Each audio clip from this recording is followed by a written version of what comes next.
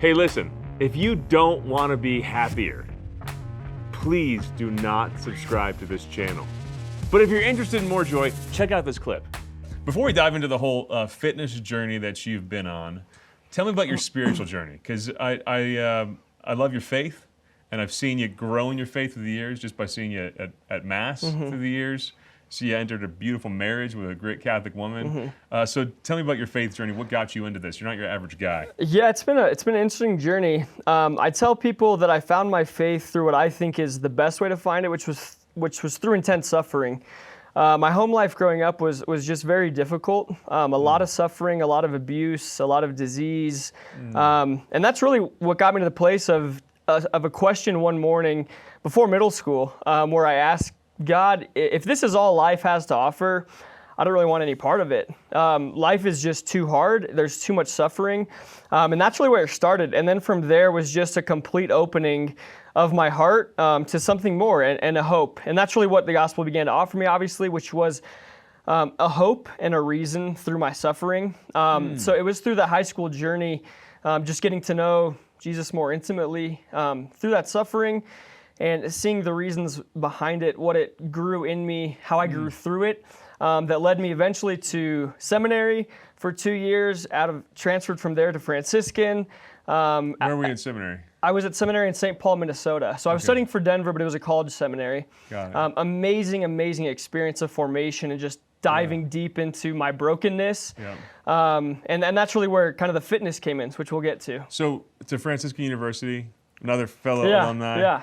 I'm looking at you as you're talking, and my face is like, oh, man.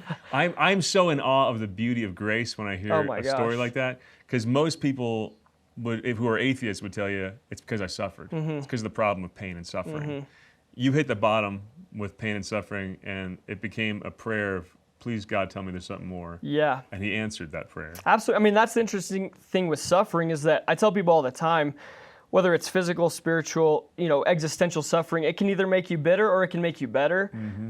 Oftentimes it's both throughout the journey. But for me, like you mentioned with grace, only by grace and receptivity. But yeah, it's been an incredible journey. And then after Franciscan, coming to the Augustine Institute for my graduate work, and then starting a business and working with people now who get to give back. One of the many, and we could talk about this a lot more, but one of the many overlaps of physical exercise and spiritual life. I've thought a lot about this.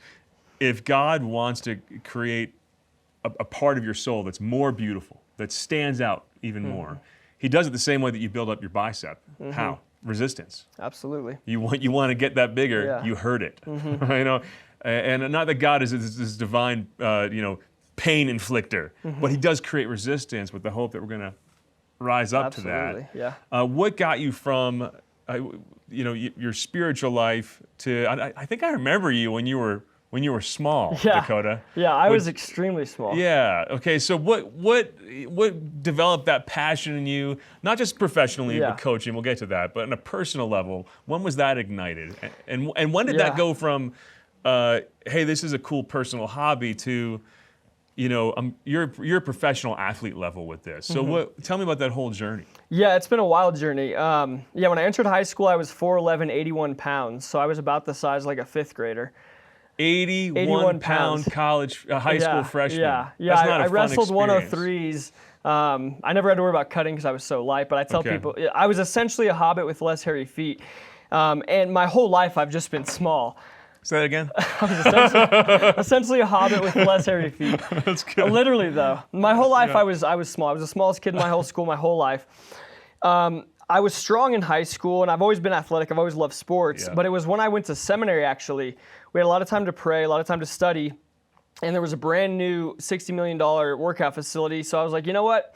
I'm going to just go start working out. But if I had to tell you the most honest reason of why I began that journey, at the very depths of my heart, what I wanted to walk into a room and to be noticed. That's where it started, which obviously came from a lot of things from my childhood growing up, wanting affirmation from my dad, all that type of stuff. We all have that. We all search for different things in different ways for those reasons, but that's really where it started, was a desire to be noticed, to make something of myself. And it was very early on into the fitness working out stuff, which I had no idea what I was doing. It's funny to look back on. I like benched and did bicep curls every workout because I didn't know what I was doing. Curls for the girls. Exactly. Yeah. So I got into it that way, but very quickly I realized it's about more than my biceps. They're not going to make me happy. And for me, it became, which we'll get into, really a school of virtue. And that's where, at that point, I realized this self-mastery I was diving into, there was this unique parallel between the suffering I had experienced in life, the joy that Jesus had to offer me, but then on a bodily level, those types of same principles that you were mentioning, working your muscles, the strain, the rebuild, those types of things. So then when I went to Franciscan and really got into more of my own journey, learning more about it, then it took off from there. And then working with people, giving back, it's just exploded from there, and for my own desire to help. I love what you mentioned, the word happiness. I mean, this is, for you, not about your body, which is amazing. Yeah. That, right? And the people you're coaching, you have a coaching business. Tell me about where people can find out about that, by the way. Yeah. Not that you have any bandwidth to take any more people, but what is the site? DakotaLaneFitness.com. DakotaLaneFitness.com. Yeah. And you're fine. I mean, for you, this was a discovery that this, wow, what I actually want is to be happy. I want to be healed. There's so much a body-soul connection. How are you finding that with people you coach? It is so apparent. I mean, I work with a lot of Catholics, but I work with a lot of non-Catholics. And really what it comes down to, like you mentioned, is that search for happiness. Yeah. And, a lot of people look at the fitness culture, they'll look at the gym culture, and they'll see a lot of vanity, a lot of self-obsession, self-serving, and it's there. It's there in every industry. The reality is the fundamental desire in the gym is I want to be better. I want to be a better human being. And a lot of times it stops at the flesh, but from there, if you take that and you can reorient that energy, it's amazing. So the people that I work with, just one example of the way it kind of happens, somebody comes to work with me, we start working together. Well, eventually that desire that they kind of had or thought of, I'm going to change my body, it's going to make me happy. Deep down, they might not admit that, but that's what's there.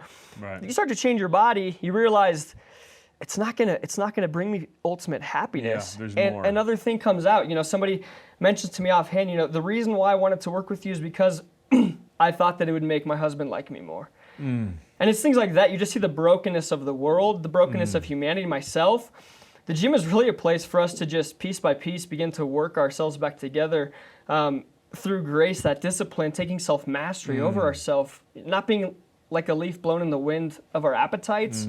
And really taking control of what we can do in a humble way where we know, like, you can't healthy eat your way into immortality. That's not my goal as a coach, is to help you become immortal in that way. You can't work out your way into becoming, unstoppable and unkillable. That's not the point.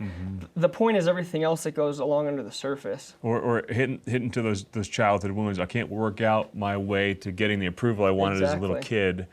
And yet there's that profound overlap in the spiritual life. I mean, one of the reasons 75% of people, their New Year's resolution, it has something to do with their fitness, is because it's something measurable. Absolutely. It's like my bench press went up by 2.5 pounds. There's something I'm controlling in life. There's some way I'm progressing.